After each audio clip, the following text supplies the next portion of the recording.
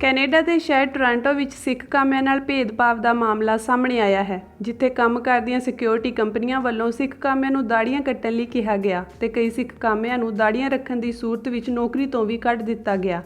ਹਾਲਾਂਕਿ ਕੈਨੇਡਾ ਦੀ ਸਿੱਖ ਸੰਸਥਾ ਵਰਲਡ ਸਿੱਖ ਆਰਗੇਨਾਈਜੇਸ਼ਨ ਵੱਲੋਂ ਇਹ ਮੁੱਦਾ ਚੁੱਕਣ ਤੋਂ ਬਾਅਦ ਟੋਰਾਂਟੋ ਸ਼ਹਿਰ ਪ੍ਰਸ਼ਾਸਨ ਨੇ ਇਹਨਾਂ ਕੰਪਨੀਆਂ ਨੂੰ ਹੁਕਮ ਜਾਰੀ ਕੀਤੇ ਹਨ ਕਿ ਨੌਕਰੀਆਂ ਤੋਂ ਕੱਢੇ ਗਏ ਕਾਮਿਆਂ ਨੂੰ ਮੁੜ ਬਹਾਲ ਕੀਤਾ ਜਾਵੇ।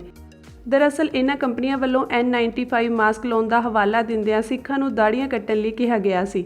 ਵਰਲਡ ਸਿੱਖ ਆਰਗੇਨਾਈਜੇਸ਼ਨ ਦੀ ਸ਼ਿਕਾਇਤ ਤੇ ਤੁਰੰਤ ਕਾਰਵਾਈ ਕਰਦਿਆਂ ਸ਼ਹਿਰ ਪ੍ਰਸ਼ਾਸਨ ਨੇ ਇਸ ਆਧਾਰ ਤੇ ਕੱਢੇ ਗਏ ਸਭ ਕਾਮਿਆਂ ਨੂੰ ਤੁਰੰਤ ਮੁੜ ਨੌਕਰੀ ਤੇ ਬਹਾਲ ਕਰਨ ਲਈ ਕਿਹਾ ਹੈ।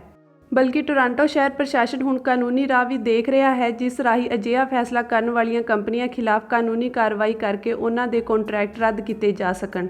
ਦਰਅਸਲ ਟੋਰਾਂਟੋ ਸ਼ਹਿਰ ਵਿੱਚ ਪ੍ਰਸ਼ਾਸਨ ਵੱਲੋਂ ਕੋਵਿਡ ਮਹਾਮਾਰੀ ਦੇ ਚੱਲਦਿਆਂ ਸ਼ੈਲਟਰ ਹੋਮਜ਼ ਵਿੱਚ ਤੈਨਾਤ ਸਿਕਿਉਰਿਟੀ ਗਾਰਡਜ਼ ਨੂੰ N95 ਮਾਸਕ ਲਾਉਣ ਦੀਆਂ ਹਦਾਇਤਾਂ ਜਾਰੀ ਕੀਤੀਆਂ ਗਈਆਂ ਸਨ, ਪਰ ਸ਼ਹਿਰ ਪ੍ਰਸ਼ਾਸਨ ਦਾ ਕਹਿਣਾ ਹੈ ਕਿ ਇਹ ਨਿਯਮ ਕਿਸੇ ਵੀ ਧਾਰਮਿਕ ਆਜ਼ਾਦੀ ਉੱਤੇ ਰੋਕ ਦਾ ਕਾਰਨ ਨਹੀਂ ਬਣ ਸਕਦੇ ਅਤੇ ਕੰਪਨੀ ਮਾਲਕਾਂ ਨੂੰ ਧਾਰਮਿਕ ਕਾਰਨਾਂ ਕਰਕੇ ਦਾੜ੍ਹੀ ਰੱਖਣ ਵਾਲੇ ਕਾਮਿਆਂ ਨੂੰ ਹੋਰ ਥਾਵਾਂ ਤੇ ਨਿਯੁਕਤ ਕਰਨਾ ਚਾਹੀਦਾ ਸੀ, ਨਾ ਕਿ ਉਹਨਾਂ ਨੂੰ ਨੌਕਰੀ ਤੋਂ ਕੱਢਣਾ ਚਾਹੀਦਾ ਸੀ।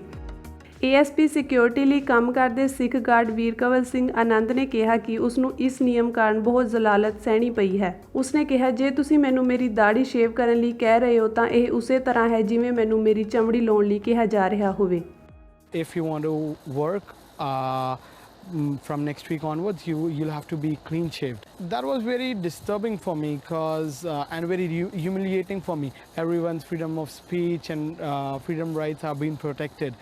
For me, if I cannot follow my religion, this is something disgusting, right? The accommodation they mean by is that there will be some kind of demotion of my position and my pay rate as well.